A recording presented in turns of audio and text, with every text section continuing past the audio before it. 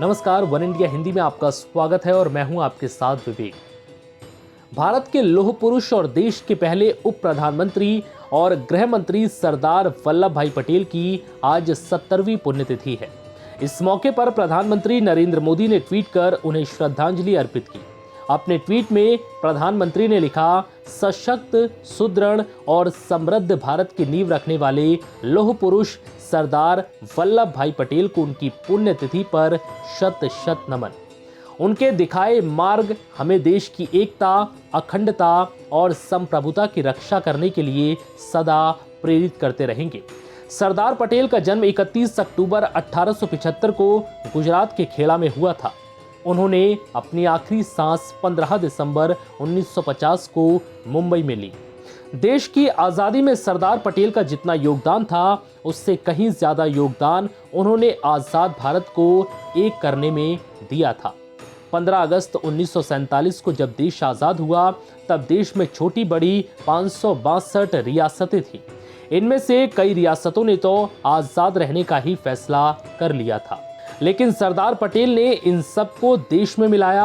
आज़ादी के बाद जब हैदराबाद और जूनागढ़ ने भारत में मिलने से मना कर दिया, इसके पीछे पाकिस्तान और मोहम्मद अली जिन्ना की चाल थी।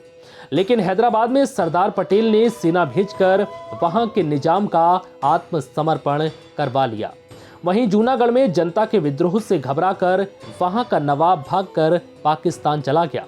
इसी तरह भोपाल के नवाब हमीदुल्ला खान ने भी शर्त रख दी कि वो या तो आज़ाद रहेंगे या पाकिस्तान में मिल जाएंगे। इसके बाद सरदार पटेल की वजह से ही भोपाल के नवाब ने हार मान ली और 1 जून 1949 को भोपाल भारत का हिस्सा बन गया। लेकिन बहुत कम लोग ही ये जानते हैं कि सरदार वल्लभ भाई पटेल ने 1948 में उप प्रधानमंत्री पद से अपने इस्तीफे की पेशकश कर दी थी। 12 जनवरी 1948 को उन्होंने महात्मा गांधी को पत्र लिखा था, मगर बापू से मंजूरी नहीं मिली। इस्तीफा देते हुए उन्होंने गांधी जी को लिखा था कि काम का बोझ इतना अधिक है कि उसे उठाते हुए मैं दबा जा रहा हूं। मैं समझ चुका हूं कि अब और अधिक समय तक बोझ उठाने से देश का भला नहीं होगा, बल्कि इसके विपरीत देश का नुकसान होगा।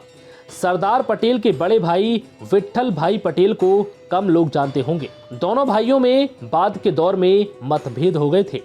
विट्ठल भाई ने अपनी संपत्ति का 3/4 हिस्सा सुभाष चंद्र बोस को दे दिया। पटेल पढ़ाई में काफी तेज थे। 36 साल की उम्र में सरदार पटेल वकालत पढ़ने के लिए इंग्लैंड गए। उनके पास कॉलेज जाने का अनुभव नहीं था, फिर भी उन्होंने 36 महीने की वकालत के कोर्स को महज 30 महीने में ही पूरा कर लिया। किसान परिवार में जन्मे पटेल अपनी कूटनीतिक क्षमताओं के लिए भी याद किए जाते हैं। आजाद भारत को एकजुट करने का श्रेय पटेल की सियासी और कूटनीतिक क्षमता को ही दिया जाता है। 15 दिसंबर 1950 की सुबह 3 बजे पटेल को दिल का दौरा पड़ा और वो बेहोश हो गए। 4 घंटों बाद उन्हें थोड़ा होश आया। उन्होंने पानी मांगा। मणिबेन ने उन्हें गंगा जल में शहद मिलाकर चम्मच से पिलाया और रात 9:37 पर सरदार पटेल का निधन हो गया। फिलहाल इस वीडियो में इतना ही। नमस्कार।